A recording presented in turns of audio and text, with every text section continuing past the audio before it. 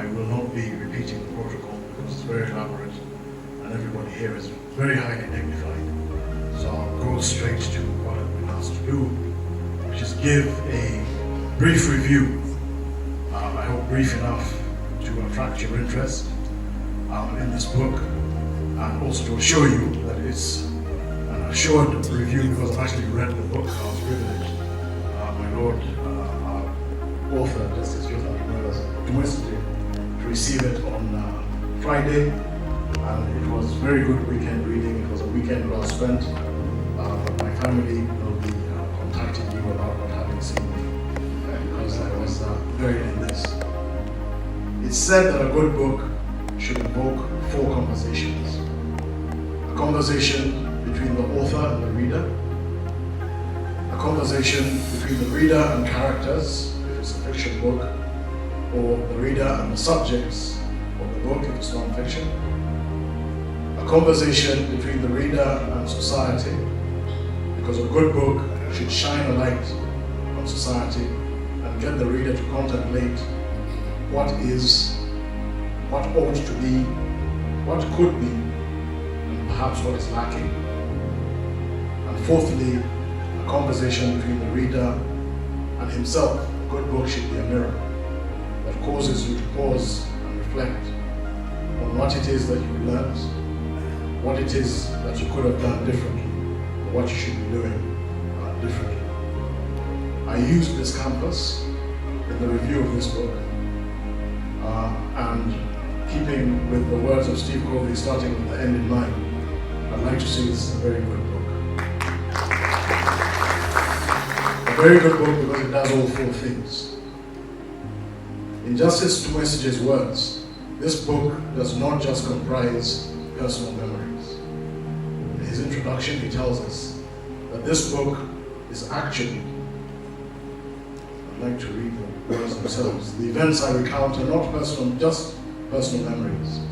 They're pieces of Uganda's story, fragments of a nation's struggle for freedom, dignity, and justice in times of wanton killings and destruction. So Justice Tumwesigye, in writing this book, tells us his story, but actually already is asking us to do one of the things that I've told you we should do, to consider our society, to consider what's been happening. He has an eye to history, not just as it has affected him, but as it has affected others, and what his role has been in trying to fix that trajectory as he saw it go wrong at various junctions in his life. Justice Tumwesigye walks us through a journey of his life, starting with his roots in Nkore, the origin and the value of clans, and his clan having to learn of the Bashambo, and I understand a sub-branch of the Bashambo, Nabanzira, which is the clan into which I married, so I think Justice Mpanga archive between the father of a very good friend of mine and my father. And they were talking about the 1966 crisis at a time when myself and that particular friend had been talking about something very similar that was going on in 2009. A question of how long shall we be stuck in this cycle, which his own aspect has been having found himself in those circumstances, not simply putting his hand in the air and saying what's to be done. He actually did something.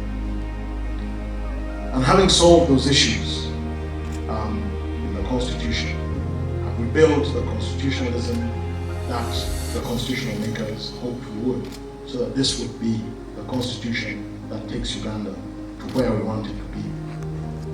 But we thank you for giving us an opportunity to see things from your own perspective, how you've lived by those principles, what they were and what the challenges were as you went along. And rather ironically, I don't know whether, my Lord, you had considered this, but on page 5 of this book, for those who bought it, he puts the totem of his clan, Rasham, which is in Shihira, partly burnt. Right? If I pronounce that correctly. Partly burnt wood.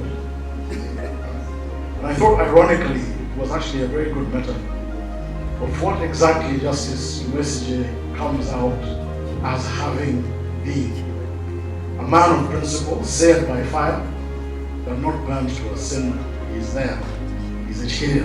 And he has written a book which can help us understand how to survive bad leadership, how to engage the challenges of corruption, how to build when everything has been torn down, how to remain principled even when the shortcuts or lack of principle seem to be more attractive. So it leaves us with a great conclusion, as I said earlier. So this is a very